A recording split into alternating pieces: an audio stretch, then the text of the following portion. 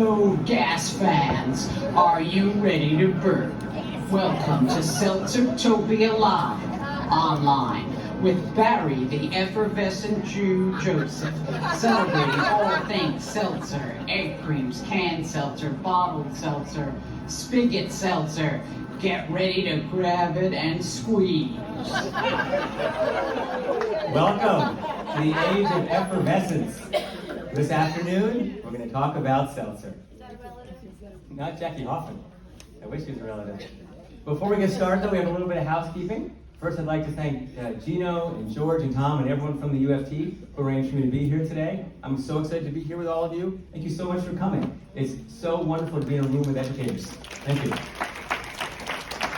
Second, after the June cancellation, I'm so happy we can finally be together in person, and for you as the UFT since 2019. It's great being in person, isn't it? Yeah, can't replace it. Now, to celebrate that occasion, I'd like to take a moment to bring out a little seltzer. Would that be all right if I take some of your time? If I take out a little seltzer? Or I have some down here. This is my little seltzer. I take it with me when I bring Seltzertopia Live around the country, and I always put it at the beginning of the talk as a little bit of a good luck charm. There we go. Put it right there. All right, so to get warmed up, should we play a quick game? Shall we play a quick game? Yes. There we go. Easy one. All right, here are 5 cans of seltzer. I want you to figure out which one you think is fake. We have number 1, the Hallmark Channel's Rosé Seltzer. We have number 2, Sparkling CBD Seltzer, Oh Hi. Number 3 is Pickle Rick's Miracle Seltzer. That's pickle flavored seltzer, of course. Number 4 is the candy cane flavored seltzer from the brand Ugly. And number 5 is Sacred Seltzer, spiked with holy water seltzer. Take a moment and decide which one you think is fake. Give you 10 seconds to think. All right, who thinks number 1 is fake? Who thinks number 2 is fake? Who thinks number 3 is fake? Who thinks number 4 is fake? Who thinks number 5 is fake? Who thinks they're all real? All real. How we ended up with these real seltzers out in the world, and let me tell you, it wasn't hard to find this 5. It was hard to choose which ones to include, because there's so much going on. And that's what we're going to talk about today. How did we get from the seltzer we knew, meant for many of us growing up, and where we are in the world today. To kick that off, I'd like to start with a poem. Before I read a poem, I want to take a photo. Jonathan, where's Jonathan? Jonathan, can you come up on the stage and help me here? I want to get a photograph of how awesome you all look, because let me tell you, from up here, you guys all look amazing. So Jonathan, what do you think? From here that way? Maybe we do one for the folks? Oh, yeah. This is great.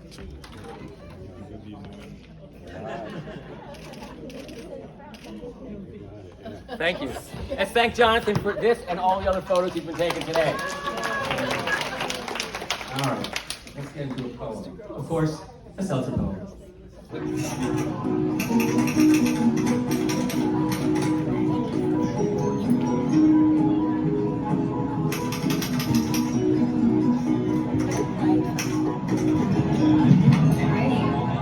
Seltzer. River run through with sky. What are you if not a leaping up of joy from stillness? Enter Seltzertopia, land of the purest ambrosia. The sea becomes laden with bubbles, little needlepoint pricks as they pop. Perhaps lime, perhaps blackberry, perhaps soda stream easy on your own counter. But beyond it all is the call of the riverbed, dreaming up clouds. The call of the riverbed, dreaming of clouds. Don't you love that? So, this afternoon, we talk about seltzer, but what does that mean exactly? I mean, isn't it all a little bit crazy? A talk on seltzer? Based on an entire book on seltzer? So come on, what were you thinking when you heard there'd be a talk on seltzer? That's what I want to find out. What does seltzer mean to you? I think there's 2 people with microphones out there. One's over here. Is there one over there? Look around you, see if there's someone who's willing to share what we're expecting to hear in this next hour. Over there on the left, Regina. Say your name first, please. John. Hi, John. Many years of my distorted youth, I worked in a candy store. I made egg creams, and also was responsible for going down to the basement to hook up the CO2 cartridge to the fountain, actual soda fountain. So were you expecting me to talk about your history, or things that'll help you nostalgically recall wonderful memories from your childhood? Nostalgia. Nice nostalgia. Thank you. Someone over here? I remember we had the Seltzer Man that came with the wood box and the bottles of seltzer. You had to put it out, so we lived in an apartment building. You had to put it outside your door, the empty bottles, and he'd bring you new bottles. But we also got Dr. Brown's soda along with that. I love that. Get an applause. So early memories of the seltzer delivery. Anyone else on that side of the room? Anyone over here?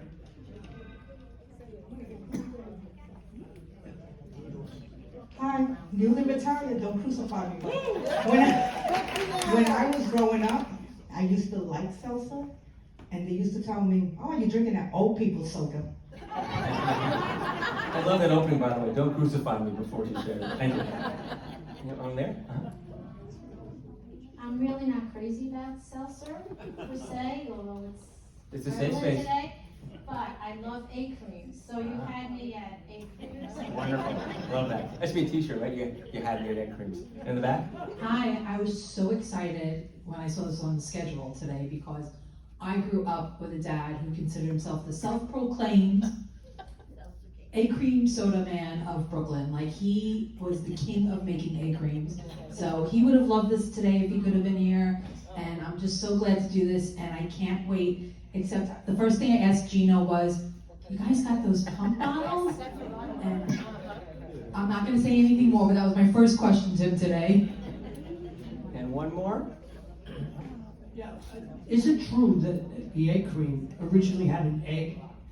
Well, I love that we jump right into questions. We're going to address questions later on. Thank you for asking it. And everything that you shared, I hope to cover that and more during our time together. If there's something else that you didn't get a chance to say, for whatever reason, and I didn't cover it, please bring it up during the Q&A at the end, all right? So that's why you're all here. How did I get here? Well, over the past decade, I've become as you heard, the effervescent Jew. The seltzer man. Not a seltzer man, I never delivered seltzer, but the seltzer man. If you have a seltzer question, call me, Barry Joseph. Ring, ring. Hi, it's the Wall Street Journal. Hi, it's All Things Considered. Hi, it's CBS News. And we need to talk to you about seltzer. Seltzer has been around for centuries, of course, but more people are drinking it today than ever before. This sparkling popularity is coming at the expense of traditional soda brands like Coca-Cola, Pepsi, and others. Sales of their sugary drinks have fallen flat. The sales surge is undeniable. Seltzer consumption is up 41% nationwide in the past 5 years, while soft drinks are down more than 8%. Canada Dry's sparkling seltzer is growing at 3 times the rate as its still water. Has seltzer come a long way? Seltzer has had a remarkable history. So nowadays we're seeing not only a resurgence in seltzer, but an interest that I think is higher than at any point in American history. This is a remarkable turnaround and resurgence, obviously. I mean, like in the golden age of seltzer. Did you hear what happened there? In the interview, I said the word resurgence, and then the anchor said the word resurgence. How did I ever become Seltzer's press person? Right? It all started back in 2004, not 2014, 2004. At the time, I wrote for The Forward, and I decided to write a product review for a new company that had just come over from Israel. And this is an excerpt, and where Seltzertopia began. I'll read you a small bit. From Mixing Up the Spritz, December 31st, 2004. Like Chinese food and pickles, seltzer, the effervescent spirit, is often associated with Jews. An ad for an at-home seltzer maker touts its product as part of the history of Jewish ingenuity. Matzah, circa 1440 BC. Chicken soup, circa 1280 AD. Homemade seltzer, 2004. I sought the advice of my doctor. The Jewish people suffer from 1,001 gastrointestinal problems, he said. But once they could burp, wow. Unfortunately, since my doctor is also my father, it was not clear whether he was referring to all Jews or just to me and my family. The Israeli-owned Soda Club manufactures a soda maker in its Jerusalem plant. It is a surprisingly simple device. The night before our Hanukkah party, after hours frying latkes, my wife and I decided to try it out. If this actually worked, if this machine could turn my Brooklyn tap water into seltzer, it would feel as miraculous as one night's worth of oil lasting 8 days. That's how the article began. There wasn't much more after that. And that would have been it unless I had done one other thing. I included my email in my byline, which I'd never done before. And I asked people, tell me your seltzer stories. And boy, did those floodgates open. People contacted me sharing stories, just like you heard, those wonderful memories of the seltzer man delivering on a Saturday morning, or getting those siphons and spritzing them into his sibling's face as he ran around the apartment, right? One person simply emailed me and said, call me. I thought, call me? Everyone else is just emailing me, can't you just tell me? But I'm a nice guy, and so she said, let's have lunch. She was gonna give me lunch, I'll go for it. So we went out to lunch, and it turned out she was someone who doesn't publish books, but was in the Jewish publishing world. I'll tell you more about her in a moment. And she liked what she read, and it turned out her family had been in the seltzer business. Her father, her husband, her brother, and her son was all in the seltzer business. And let's go back to 2004 at the time. Popular books were called things like Salt and Cod. There were all these one-word book titles that were kind of micro-histories of the world in one product. If we could have a book called Bread, why can't we have one in seltzer, she said. Could you write it? Now, I thought that it was crazy. And if I can let you in on a secret, that article made it look like I knew what I was talking about, but half of it was like, I was just interviewing my dad. And the other half was just the same stuff repeated over and over on Google. There just wasn't a lot out there. There were no books on seltzer, no histories on seltzer, nothing academic I could find. So the idea of writing a whole book about it, that seemed crazy. But the woman I was talking to, that's her, Carolyn Starman Hessel. And she was right. I didn't know who she was at the time, but I soon learned she was called the Oprah of Jewish books, right? She had turned something called the Jewish Book Network into the place to pitch new Jewish books. Raise your hand if you've heard of them. I'm just curious. Yeah, in the publishing world, she's known, but outside, not so much. Because what she knew was the market. She knew the book market. And she said if I wanted to write the book, she'd give me some advice. So I still had no idea where to turn, so I started interviewing people. Get ready on the microphones. What I'd ask is, who's got a microphone? Pick anybody, Gino. Just pick them. They're right in front of their face. Hi, can I ask you a question? Yes. What's your name? Gail. Hi, Gail. So when you think of the word seltzer, what's the first thing that comes to mind? Sparkling water. Sparkling water, thank you. And how would your life be different without seltzer? Actually, I don't drink seltzer. Perfect, Gail. Thank you very much. And so that's the kind of things I heard. People who are like, seltzer means nothing to me, and other people who couldn't stop telling me. And here's a few excerpts of what they shared.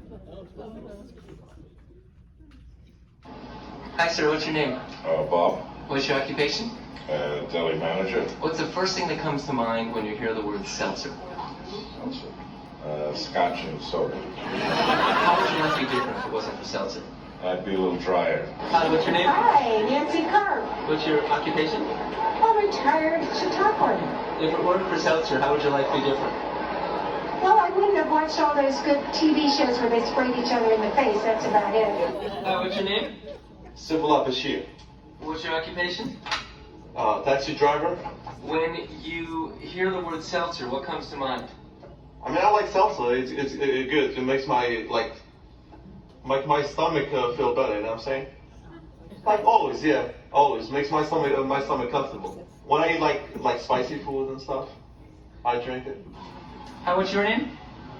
David Zinman. What's your name? Sarah Zinman. What is your occupation? I was a newspaper man at one time. I worked for Newsday and the Associated Press, and I covered, I was a medical writer. And you, ma'am? I was a school teacher. When you hear the word seltzer, what comes to mind? What comes to mind is a soda fountain and not having enough money to buy soda with chocolate in it, so I would get seltzer, yeah, for 2 cents. Well, we didn't know anything about seltzer in South Carolina. In fact, I never heard about seltzer until I got married and moved north to live with David. So I don't really know anything about seltzer. So I'm not the person to interview about seltzer water. If it wasn't for seltzer, how would your life be different? Well, I wouldn't feel Jewish, I guess. If it weren't for seltzer, my life would not be any different. I heard so many great stories from over 100 people and met amazing people along the way. But I wasn't sure what to do with all of that. I didn't know what it was they were telling me about the meaning of seltzer. Everything you just heard, they all had nothing to do with each other.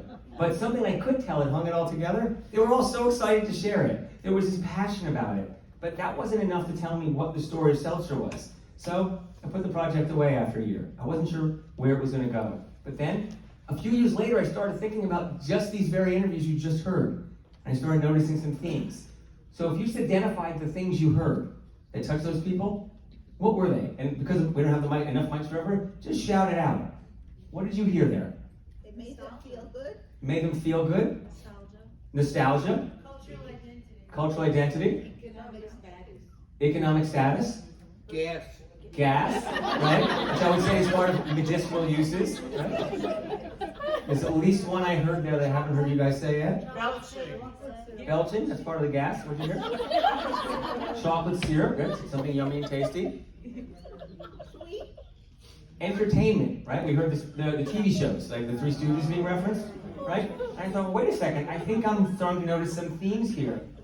Health, humor, ethnic identity, and refreshment. And I thought, yeah, maybe that can work. I began to dig into each one to see if that could be a book. So what we're going to do now is look at each of those four, and we'll see some of the things that we found along the way.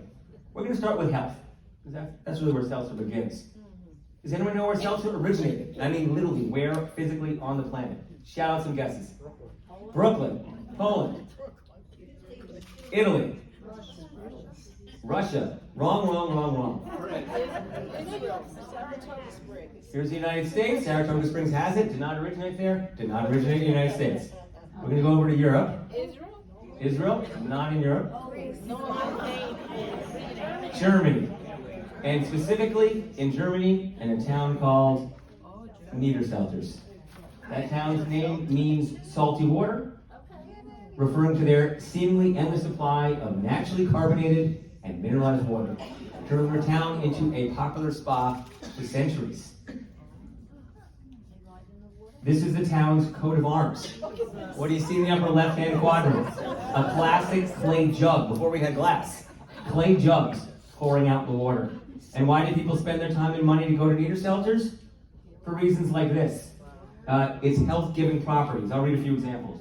Great tooth, internal crust, gibbletry, the Mahoney stink. All right, I'll reveal. None of these are real. So a college student put these together. This is a photo from his wall. Having fun making these things up. But the part that's real is it was aspirations like these that drove the popularity of seltzer. The promise that it could cure just about anything. In the 1700s, the town's water was big business. Not just for visitors who came to take the waters, but for those who were fortunate enough to come across their bottles, those clay jugs, shipped all around the world. And what we're seeing here is how they were done. Can I have one of the microphones? Sorry, I should have asked this earlier. I'm going to give a tour of this illustration. Thank you. I'll go back to one moment. So we see on the outside, right, here the women are coming with the baskets on their head, and then the bottles are in them, and they walk over here where they hand wash them, and they then bring them over here, all ready now that they're clean, to go into this device. And he's wheeling that wheel, right, to lower them down. That's all they're doing, lower them down into the water, and you can see the water's spilling off as it comes back up. And then, is my favorite part, the women take it off and put them over here, and these men have these giant sticks. Anyone want to guess what those sticks were for? Once the cork was in, if it wasn't done properly, what was going to happen? It was going to be flat by the time it got somewhere. So if you tapped it just right, you'd hear a sound, and it meant the cork was in right. If you didn't hear the sound, boom! It's a clay bottle. It would just shatter. It would break. They could be rid of it. Outside was like a giant mound of broken clay jugs. But if they worked, if that seltzer stayed carbonated with inside that clay jug, and it was corked, and it was ready to travel, right? It would travel from this town in Germany, around the country, around all of Europe, around the world, and with it, it would bring the name of the town that would be transferred over time into what we now call the product. Seltzer. There we go. Second topic, humor. Rest assured, there's a good reason. Mel Brooks said, of the thousands of books he's read, SeltzerTopia is his favorite. So yeah, while exploring the medicinal connections, I also learned about the history of seltzer siphon in comedy. Like, as you saw in a moment, Three Stooges, Mary Tyler Moore, and a few others. Let's start with the Three Stooges. Hey, yeah? You like some sparkling water with your liquors? Always, always, yeah. Sparkling water, sparkling water.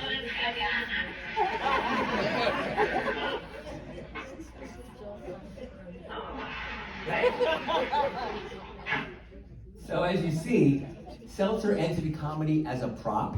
First here in New York City, on the vaudeville stage, where people like the Three Stooges used it. And as they moved from the vaudeville stage in Manhattan to Hollywood and then television, seltzer siphons as a comedic prop traveled as well, and association continued. Now we go here from the 1930s to the 1970s, where with the end of vaudeville, seltzer became more associated with clowns. And here's one about a clown, the death of a clown, that some of you might remember, from perhaps the most popular episode of the Mary Tyler Moore Show. Can just say something short and simple and warm. You can do it. Ladies and gentlemen, sad news. One of our most beloved entertainers, a close personal friend of mine, is dead. I remember Chuckles used to recite a poem at the end of each program. It was called the Credo. I'd like to offer it now in his memory. A little song, a little dance, a little seltzer down your pants.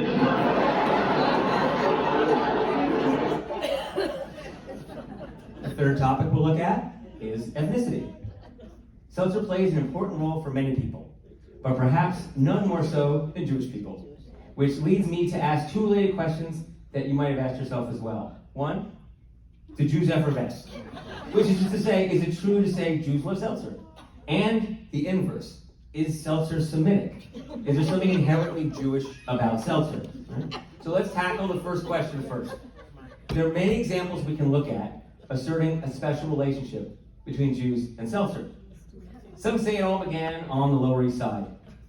What do you see in this picture? This is a DVD from when Zadie was young. Tenement? No, it's a seltzer bottle. Look for the seltzer bottle. Thank you. There's the seltzer bottle right there in the middle, right? So in this Yiddishkeit puppet show, seltzer saves the day. It ends up putting out a factory fire. But before we get to the climax of the story, the family is suffering because they can't afford seltzer. It will be our very best, but we have to be practical. As soon as you have a job, we'll celebrate Shabbos royally. And there's one more thing, Hyman. Yes, Zelda. When you go to Shul for Myron, please leave this note on the door of Sydney's Seltzer Place on Division Street. What kind of note, Zelda? What kind of note? A note to cancel this week's Seltzer order, of course. Cancel the order? You mean no seltzer? Oh, Mama, please, no. We can't have Shabbos without seltzer. That's like Hanukkah without vodka. I'll tell you a secret. I love sharing that video because you'll laugh, but there's always someone in the front row who's just losing it. Every time, it's always one person. They're my favorite. So, oops, I lost my page. This now is a book from the early 80s. It's called Up From Seltzer. Now, is this book about seltzer? No, it's not. Because seltzer at this point has now just become a code word for Jews. This book is a meditation on 4 generations of Jewish Americans. In it, seltzer just becomes an emblem, a marker for the Jewish content within. Now, what we're looking at here is 4 images, and that's actually the whole book. It's those same 4 images repeated on every page, but there's a different topic on each page to explore across 4 generations their relationship, right? And over the book, you start to learn who these people are. So in the upper left-hand corner, we have the first generation of Jewish Americans, a stereotypical immigrant couple dressed like they've just left the shtetl and are still in shock. Their world was that of when Zadie was young. Next to them on the right, each successive generation, starting with them, seems marginally happier. That second generation couple have begun to assimilate, leaving behind their impoverished roots by moving into the suburbs. The third generation, in the lower left, lives in, we're told, Beverly Hills, in a condo high-rise, and they look little different from non-Jewish Americans. Their only remaining ethnic identifier is the gold chai around the man's neck. And the fourth generation, in the lower right, supposedly the ones who wrote this book, they're happy hippies living in a tent on an all-organic commune in Vermont. They sport identical exploding Jufros and dark sunglasses. No signs remain of their immigrant, impoverished Jewish roots. They are thoroughly delighted to have left behind everything their great-grandparents represented. And what would that be exactly? The book sums it up in one word at the end of the title, of course: seltzer. Now, one page does include seltzer. You can see across the top, Jewish beverage of choice. The first generation drinks seltzer for 2 cents plain. In the lower right-hand corner, the fourth generation, Perrier for $2 fancy. At the time, the author thought the Jews were escaping their seltzer heritage. But in the end, I think the joke was on them. Because with Perrier came a revival of interest in seltzer, not just for Jews, but for people all across America. So I think we can say, yes, Jews effervesce. The Jewish people have an affinity for seltzer. It lived deep in the stories that we tell about ourselves. But is seltzer Semitic? To answer this, I explored all the reasons why people told me Jews drink seltzer. Jews run the business, seltzer's kosher, Jewish food is heavy, and you need some assistance afterwards. On it went, and after a while, sorry, please forgive the pun, all those reasons fell flat. Then I realized I was doing it all wrong. I shouldn't have been looking at why Jews drink seltzer. I should have been looking at why everyone else stopped. At last I could learn a seltzer was inherently Jewish. Seltzer, mineral water, carbonated water was once consumed by everyone. What happened? Well, everyone stopped drinking seltzer because they started drinking something else after World War II. What was that? Soda, specifically Coca-Cola. After World War II, to be an assimilated American meant to treat certain areas of consumption as lifestyle choices. To be an American meant to drink Coca-Cola. Jews assimilated too, but held on to their culinary traditions perhaps longer than others. And at one point, they could look around and see they were the only ones still drinking seltzer, while most others had forgotten. So for many, seltzer meant Jews. Now, in 1958, Harry Golden's For 2 Cents Plain became an instant bestseller. There's seltzer right in the title, For 2 Cents Plain, and on the cover, it's actually a glass of seltzer. But it's not, again, not a book about seltzer, it's a book about Jews on the Lower East Side. And in it, he had this to say: on the Lower East Side of New York, there were many traditions which we associated with the Jewish civilization, until some of us began to treat the literature of the world, began to read the literature of the world. Many things were not Jewish at all, but they were part of the tradition of all mankind. Perhaps seltzer was no different. A modern scholar said something similar 60 years later. Judaism's material culture is littered with old technologies long abandoned by others, like the dreidel and the braga. These technologies were usually not invented by Jews. They became Jewish because everyone else moved on. So what I would say is yes, the Jewish people have a special relationship with seltzer. Jews effervesce. But is seltzer Semitic? I think the answer depends on your lens. If you're looking at the last century in America, then yes, it became Jewish because everyone else moved on. But if we broaden our lens across both time and space, I think we see, as Harry Golden points out, that seltzer is a tradition that in fact belongs to the world. So, seltzer, feel free to answer it. So, seltzer's healthy, funny, and loved by Jews. And it also tastes good. Did anyone see this HBO movie that came out a few summers ago? American Pickle? In it, our main character is in Europe, dreaming big dreams. In the first clip, he tells his wife his big dream, to drink seltzer. In the second clip, after getting, this is the true story in the show, preserved in a pickle vat, we meet him a century later, as his relatives show him that in the future, his dreams can be fulfilled. The juice will steam. Bo nie dostałem. Od tego było twarzy chyba. Zasawożer. Zider papen wie bastach. Ketnujem mycy. Das Menschen so mit reden, wie wir reden. Wo bin gemeint, dass wir selber sind? There must be something I can get you. Would you like some seltzer?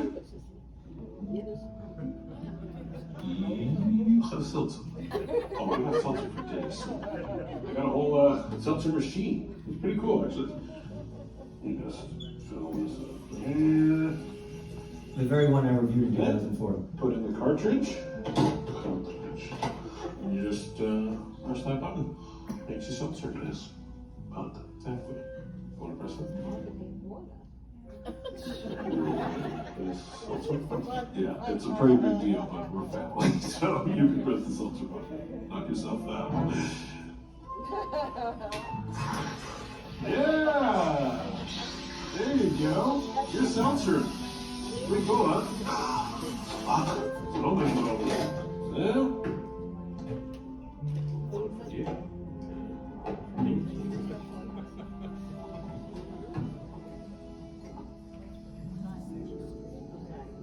Cheers.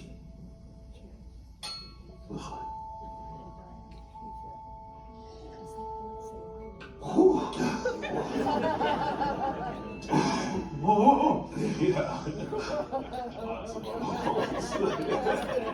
Spicy. This must be very overwhelming for you. It's a little much, but I think you'll find there's actually like some pretty cool stuff about the future.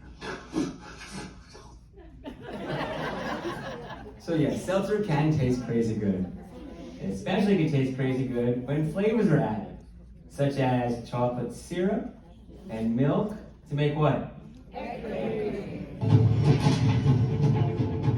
My name is Peter Parker. My universe, it's 1933, and I'm a private owner. I like to drink egg creams, and I like to fight Nazis. Oh, wow.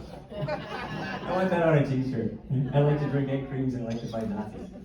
That's from the 2018 Oscar award-winning film Spider-Man, Into the Spider-Verse, if you didn't recognize it. So, okay, what brand of syrup do you need to make an egg cream? You bet. Fox's You Bet chocolate syrup, that's right. But I bet what you don't know is what egg creams have to do with Playboy magazine and Mel Brooks. Well, in the 1975 issue, in a long interview with Mel Brooks, he said, first you gotta get a can of Fox's You Bet chocolate syrup. Take a big glass and fill 1/5 of it with You Bet syrup. Then add about half a shot glass of milk. And you gotta have a seltzer spout with two speeds. One son of a bitch bastard that comes out like bullets and scares you. One normal, regular person speed that comes out nice and soft and foamy. So hit the tough bastard, the bullets of seltzer first. Smash through the milk into the chocolate and chase the chocolate furiously all around the glass.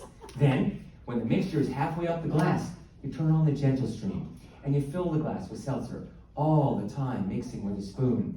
Then taste it, but sit down first because you might swoon with ecstasy. Now here I am a few years ago with David Fox. Actually, I got this hat that day. It's my Fox's syrup hat. David Fox's grandfather was the one who founded the company in 1900, where he mixed the first chocolate syrup in the Brooklyn kitchen in Canarsie. Well, in 1975, someone called David up and said, hey David, your company's in Playboy magazine. David decided to do two things. First, he went out and bought copies for all of his employees. Second, he decided to write a letter. And I happen to have it right here. Would you like to hear it? All right. He decided to take a humorous approach. February 7th, 1975. Dear Dr. Brooks, I have just finished reading your brilliant and most timely critique of the medicinal uses of Fox's You Bet, the all-healing elixir. By way of congratulating you on bringing to the attention of the medical profession, as well as to all laymen, this ancient of Hebraic potions, we wish to maintain the supply in your apothecary jars. If you would be so kind as to forward your address to the writer, we will send via eyes-only mail enough product to keep you supplied knee-deep in bubbly egg creams. Very truly yours, H. Fox & Company, Inc., David Fox, President. So he sent this on February 7th. He's writing to Mel Brooks. Not only is Mel Brooks featured in a major article in Playboy, he had 2 movies coming out this year. Do you think Mel Brooks is going to take the time to reply to a syrup manufacturer in Canarsie? Oh, yes, he did. Just a few weeks later. February 26th, 1975. Dear David, I am at 20th Century Fox. Uncle Joe was a furrier for IJ Fox. Now I get a letter from David Fox of H. Fox & Company, makers of that dark ambrosia, commonly referred to as Fox's You Bet syrup. It means something. I don't know what, but it means something. Anyway, I thank you for your kind offer. Money, diamonds, jewels I could refuse, but never a couple of jars of You Bet chocolate. Send it to me quick, now.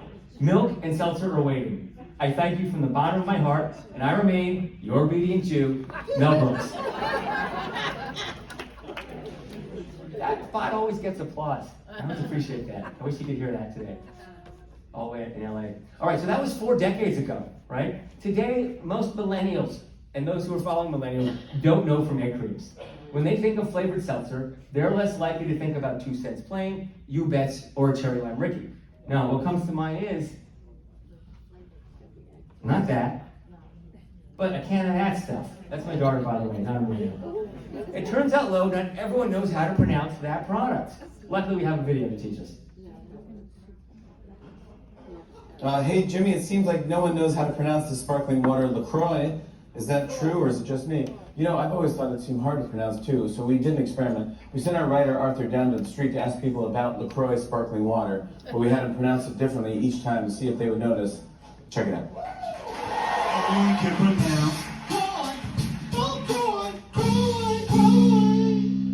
Have you heard of LaCroix? No.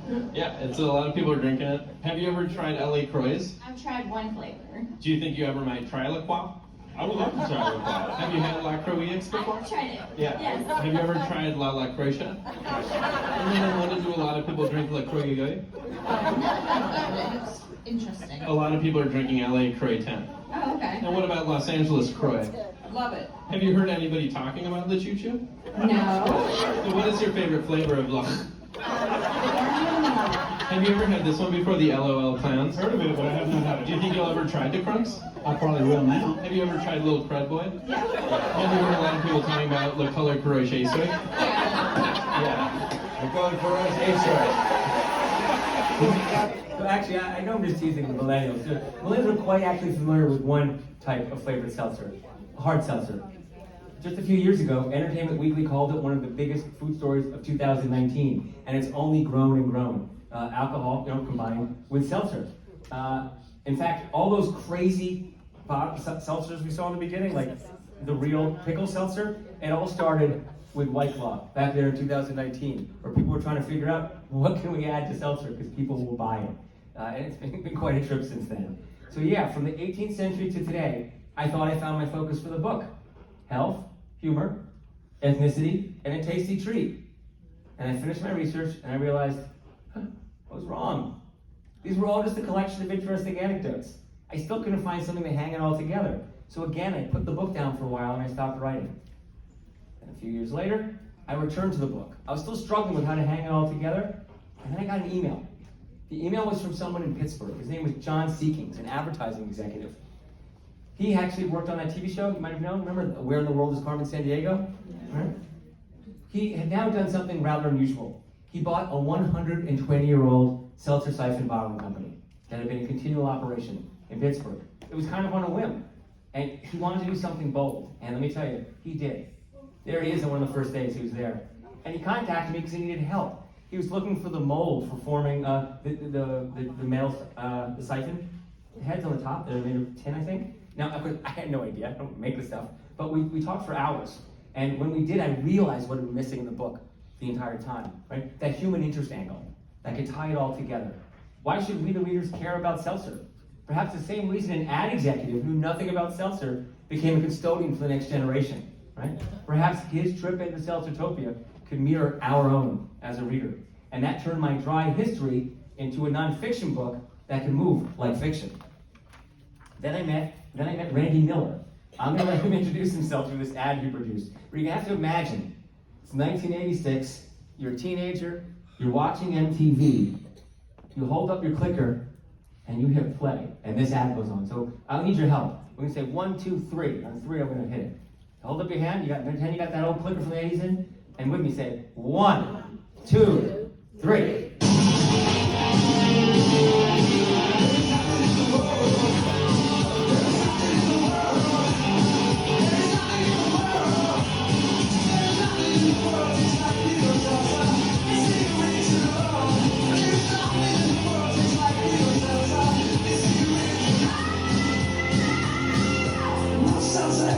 seltzer good. The original New York salsa, now available everywhere.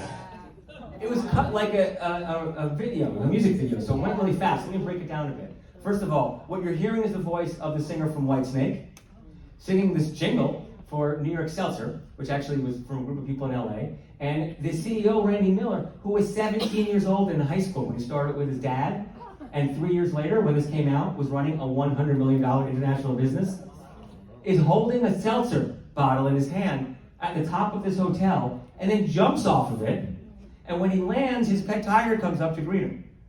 That's what happened in the ad. This company was the first company to successfully market flavored seltzer. Now, it wasn't new that people added flavor to seltzer, they just hadn't sold it that way. And doing it that way in a way that it was clear, the bottle was clear, you didn't see the colors, was an innovation. And it completely transformed seltzer in the country and all the beverage marketplace as well. All right, so along with John in Pittsburgh and Randy in LA, I met other seltzer men and women as well and learned their stories from all around the country.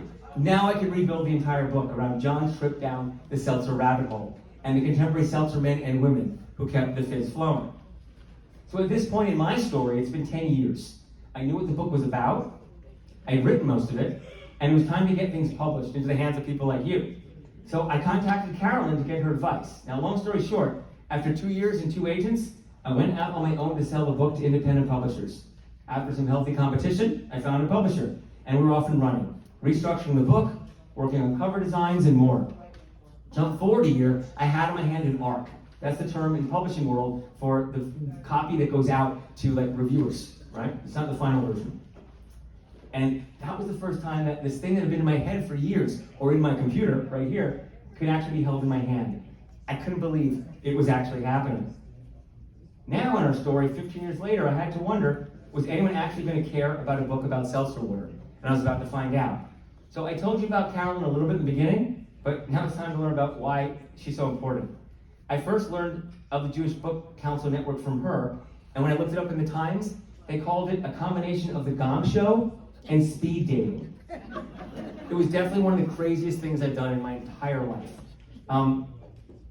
Over 100 locations around North America, Jewish community centers, temples, book fairs, libraries, they all sign up, hundreds of them. Then for 1 week, they come to New York City to hear from 250 authors, one at a time. Each author has 2 minutes, no more, to make their pitch. There's no time to pause, for a laugh, or to make a point. It's just go, go, go. And afterwards, each location tells the JBC whom they want to come to present over the next 18 months and sell their books.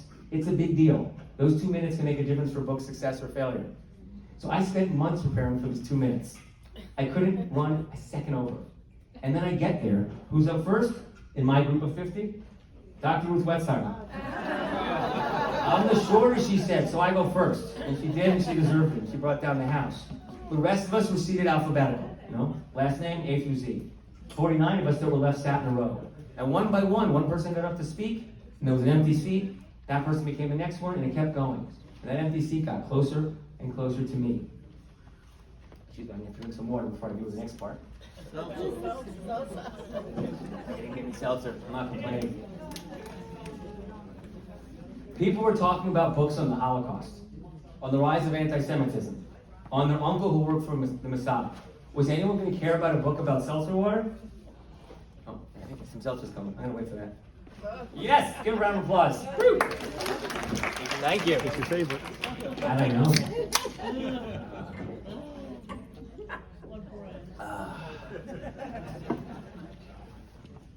And then it was my turn. Everyone gets a book. All of the locations that are representing there. Every author has 1 page. And then I said, up now, page 111, Barry Joseph. And then the timer began. Welcome to the age of effervescence. Seltzertopia. It's not so much a place, but a state of mind. Get ready, it's quiz time. First question, who am I quoting and on what topic? Psychologically, it is the opposite of circumcision. It pleasurably reaffirms your Jewishness. Mel Brooks on the egg cream. Second question, raise your hand if you enjoy a cold glass of seltzer. Thank you. I spent over a decade asking scores of people like you one question. How would your life be different without seltzer? The response is, I feel less Jewish. I miss the Three Stooges, life would feel flat.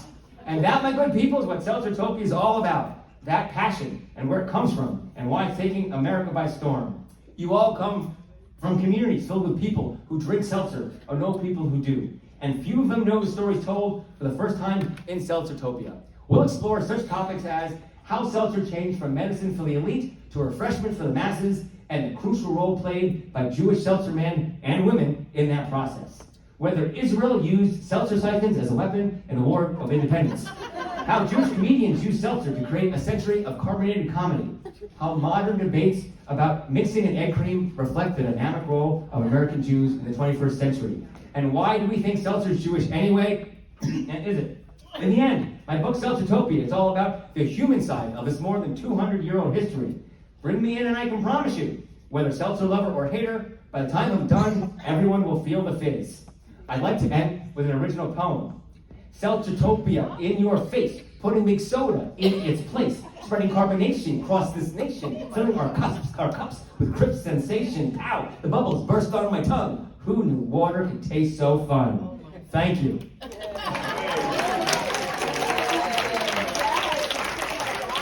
And when I finished, just as like you did, people erupted into applause and laughter. And while I soaked it all in, the clock passed 2 minutes.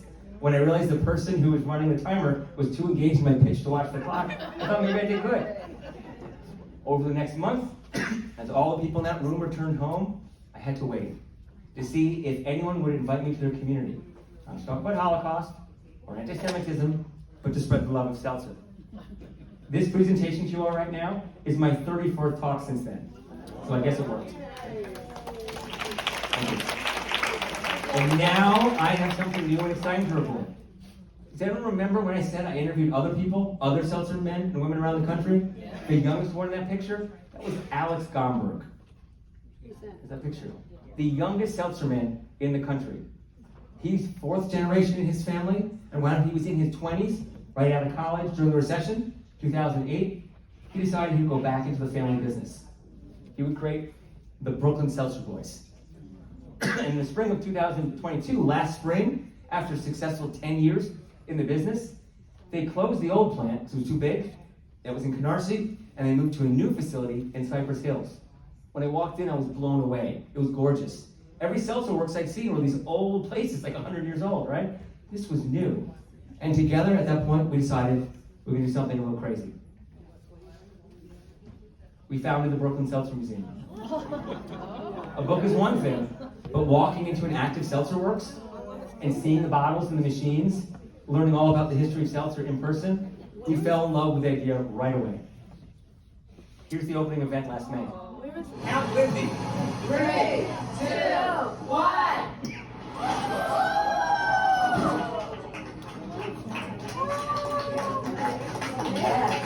Media jumped on top of it right away. Here's the almost full page piece that was in the New York Times. And the same week, New York won. Tell me about the museum, because this is really cool. You guys, in this new space that you've been here for a couple of years, decided, you know what? We have this great space. People can come in, see how the bottles are filled, learn about the process, and learn about the history of seltzer, which actually goes back further than I expected. This is crazy. It's thousands of years. Right? I mean, you could come in and look at our museum, and which we just built along with Barry Joseph, who wrote the book Seltzertopia, which is a really, really cool book. And along with 12 grad students from Columbia and NYU, we built this beautiful museum just to show the history and the importance of seltzer. And we did just that. We worked with graduate students to develop the exhibits. There's a seltzer timeline, there's 3D models of the machines, videos of customers, old machinery to play with, even a spritzing station.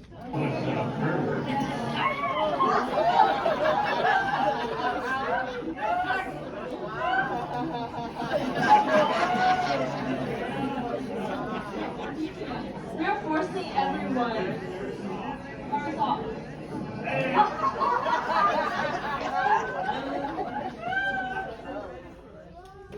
BrooklynSeltzerMuseum.org. We hope you'll come join us. There it is on the map over there in Cypress Hills. So that's how I got to be here today, right? And to speaking locations all around North America. Which leaves us this afternoon with one final question, which is where we began. what is the meaning of seltzer? Right? We care about our health. We care about our identity. We want to laugh. We want to enjoy a tasty drink. But is there something more? Anything else that ties it all together? Now, one of my favorite blurbs on the book is from linguist James Paul G. He said, the best way to understand the extraordinary is to take a look at the ordinary. And then we continue the conversation on Facebook. He said, Seltzertopia is not just a book, it's a happening, a worldwide event, a celebration of one of the few things that makes humans endearing. So what was it that Jim was saying makes humans so endearing? It's the very thing that links together all the people in my book and connects them with all my fans, and perhaps some of you as well. It's our ability to feel deeply passionate about something. So deeply, you want to bring it into the world and share it with others, as the glasses are being shared with you now.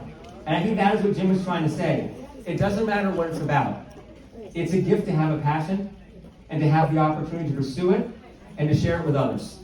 So thank you for letting me share this gift with you this afternoon. Now, we're not doing a book signing today, but when I do, I write Find Your Face. Because what I hope the book can do for my readers is not only give them a good story, and maybe give them a moment to laugh, maybe a moment to cry, but also inspire them to consider where they find passion in their life, and what they can do, and with whom, to pursue it. I'll leave you with this. Excuse me. Right.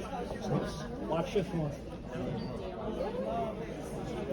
Thank you, Mr. President. Now, today, we drink seltzer.